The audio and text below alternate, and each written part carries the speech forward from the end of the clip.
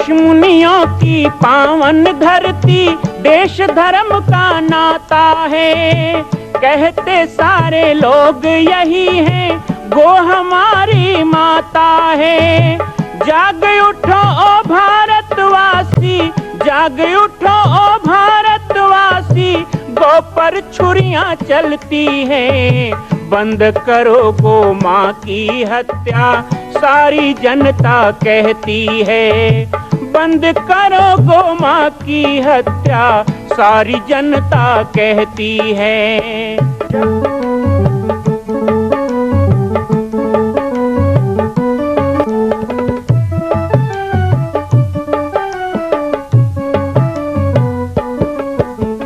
जगह जगह पर बूचड़ खाना, लाखों गौएं कटती हैं।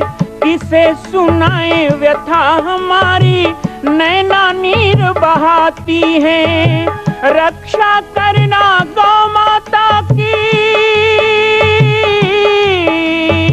रक्षा करना गौ माता की, गीता ज्ञान सिखाती है। बंद करो गो माँ की हत्या, सारी जनता कहती है। बंद करो गो माँ की हत्या, सारी जनता कहती है।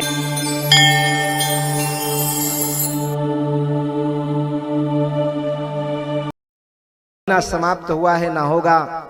ये सूर्य वंश है महाराज, इसका प्रकाश कभी मध्यम नहीं होगा। लेकिन आपको पुत्र कष्ट हुआ है, संतान कष्ट हुआ है, तो एक काम करिए, क्या आप पायस व्रत कीजिए।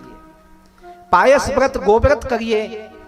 उन्होंने अपनी गौशाला की नंदिनी नाम की गाय उनको दी, कहा इस गो माता की सेवा करो, लेकिन गोव्रत ऐसा करना कि जैसा विधान है। महाराज दिलीप अपने रानी के साथ गोमाता की सेवा में लग जाते हैं और कहते हैं कितना कठिन व्रत है। गाय जब बैठती थी तब वो बैठते थे, गाय जब सो जाती तब उतने देर वो सोते थे। गाय उठ जाए तो उठ के उसकी चर्या करते थे। जब गाय बैठती तो बैठते थे। जितनी देर गाय खड़ी रहती, पति पत्नी दोनों खड़े रहते थे। गाय गोबर करे, तुरंत सफाई करें, गोमाता को चराने ले जाएं। नौकर नहीं रखा, स्वयं अपने हाथों गोमाता की सेवा की। हम कहते हैं अर्थ धर्म काम मोक्ष की प्राप्ति गोमाता की सेवा से मिलता है। किससे मिलता है? गोमाता की सेवा से मिलता है। लेकिन वो गोमाता की सेवा नौकर से करवाने से नहीं मिलता है। गाय की सेवा जो स्वयं करे उसे अर्थ धर्म काम मोक्ष अनायास मिलेगा। लेकिन जो केवल नौकर से करवाए, घर में गाय तो है लेकिन न गाय के पास कभी जाए, न गाय को कुछ खिलाए, न गाय के हाथ फेरे, न गाय को पुचकारे। मैं 5-7 दिन के बाद जब आश्रम जाता हूं ना गौशाला में, और गायों के पास जाऊं तो सब गाय मुझे मारने दौड़ती। इसलिए नहीं कि उनको मुझ पे गुस्सा है, इसलिए कि वो बहुत प्रेम करती हैं। हम इतनी आत्मीयता तो रखें कि हमारे पास समय हो तो जाके गायों को सहलाएं, गायों के पास जाएं, गायों से प्रेम करना चाहिए। खाली नौकर भरोसे गाय की सेवा ना करवाएं। घर में गाय है तो बड़े सौभाग्यशाली हो आप। वो लोग बड़े अभागे होते हैं, वो होते हैं किस्मत वाले जिनकी मां होती है। लेकिन मैं कहता हूं वो बहुत किस्मत वाले होते हैं जिनके घर में गौ माता होती है। फूटे कर्म उनके, फूटे कर्म उनके जो घर में एक भी गाय नहीं रखते हैं। यहां एक आध जन थोड़े बैठे हो फूटा कर्म के हैं। फूटे कर्म के फूटा दो ना, खीर गवा के चारों को ना। घर में एक गाय नहीं, चले गोपाल की पूजा करें, भगवान भी मुंह फेर लेगा, भगवान भी मुंह फेर लेगा। ये कहां से कलंकी आदमी सामने आ गया। कुछ लोग कहते हैं कि जिन नुपूते हैं उनका मुंह देखो पाप लगेगा, जिनको संतान ना हो उनका मुंह देखो पाप लगेगा। मैं कहता हूं ये झूठ बात है। संतान हो या ना हो, व्यक्ति का मुंह देखने से पाप नहीं लगता, लेकिन एक गृहस्थ या एक विरक्त यदि आश्रम चलाता है, यदि घर में परिवार पालता है और एक गाय की सेवा नहीं है, ऐसों का मुंह देखने से पाप जरूर लगेगा। एक बात समझ लेना अच्छी, बहाने लाख कर लो, लेकिन हमें अच्छी तरह पता है गरीब आदमी गाय पालता है, पैसे वाले गाय नहीं पालते हैं। गरीब गाय पालता है, पैसे वाले गाय नहीं पालते। अरे हम थोड़े कह रहे हैं घर में गाय नहीं पाल सकते तो किसी गौशाला की गाय को गोद ले लो। हमारे पाटेश्वर धाम में गौशाला है, वहां कभी जाके देखना, एक एक गाय को लोगों ने गोद लिया है। ये तुलसी गाय फलाना की है, ये गोदावरी गाय फलाना की है, ये अंजलि फलाना की है, ये गीता, सबके नाम लिखे हुए वहां, कौन गाय किसकी है। जो घर में गाय नहीं पाल सकते हैं वो अपने गांव में कोई गाय पालने वाले की एक गाय की सेवा उठा लो तो भी आप गोपालक बन सकते हो। जरूरी नहीं है कि घर में ही गाय रखो तो रखो, घर में रखना चाहिए, बिल्कुल रखना चाहिए। जब घर में ट्रैक्टर होना चाहिए, घर में फटफटी होना चाहिए, जेब में मोबाइल होना चाहिए, ठीक है, ये सब होना चाहिए, लेकिन गाय नहीं होना चाहिए। घर में गौ माता, तो यहां पर स्पष्ट विवरण आता है कि जितने भी भगवान राम के जो परिवार हैं, राम हुए, लक्ष्मण हुए, भरत हुए, शत्रुघ्न हुए, हनुमान जी हुए, विभीषण जी हुए, राम जी के भाई हैं विभीषण, इसलिए राम जी को राज तिलक देने लगे तो उन्होंने साफ मना कर दिया। मां कैकेयी को हाथ जोड़ के कह दिया आप मेरे लिए वनवास मांगो, क्योंकि मैं मर्यादा पुरुषोत्तम हूं। बड़े बेटे के रहते छोटे का राज तिलक कैसे हो सकता है। महाराज दशरथ के बड़े पुत्र विभीषण हैं, इसलिए पहला राज तिलक विभीषण को किया जाएगा, उसके बाद मेरा राज्य होगा। ये राम जी ने ही व्यवस्था बनाई थी, ये दशरथ जी कैकेयी ने नहीं बनाई। तो बड़े पुत्र हुए विभीषण जी, उनकी भी कथा वैसी ही आती है कि रावण ने कौशल्या का हरण किया, एक मछली के पास रख दिया। ब्रह्मा जी रावण बन के गए, कौशल्या को छुड़ा के लाए जंगल में, महानदी के किनारे छत्तीसगढ़ में। कौशल्या और दशरथ का गांधर्व विवाह संपन्न हुआ। बाद में रावण गया तो दशरथ के तेज को उसने वहां देखा, जो स्खलित हुआ पड़ा था, उसे मटकी में डाल करके लंका में ला के रखा। बहुत लंबी कथा है, बताऊं तो एक दिन लग सकता है विभीषण जन्म की, मैंने कई जगह बताए हैं। और वही कालांतर में बालक के रूप में, एक तेजस्वी बालक के रूप में प्रकट होता है, और रावण ने उसका अपना भाई माना, बेटा नहीं भाई माना, क्योंकि रावण अच्छी तरह जानता था कि यह दशरथ का अंश है। और विभीषण के कारण ही रावण का अंत भी हुआ, और वही विभीषण के राज तिलक के कारण राम जी को वनवास भी हुआ। महाराज राम के बड़े भाई विभीषण हैं, और महाराज राम के ही छोटे तो नहीं कहेंगे, मंझले भाई, क्योंकि देखो एक भाग कौशल्या को, एक भाग कैकेयी को, एक भाग सुमित्रा को मिला था। तो हनुमान जी कौन है? सुमित्रा के भाग हैं। तो सुमित्रा के हाथों से जो भाग अंजनी मां को मिला, तो हनुमान जी तीसरे नंबर के भाई हुए। हनुमान जी तीसरे नंबर के। सबसे पहले कौन है? राम जी, और राम जी के बाद, जोर से बोलो, राम जी के बाद, नहीं सुनाई दिया?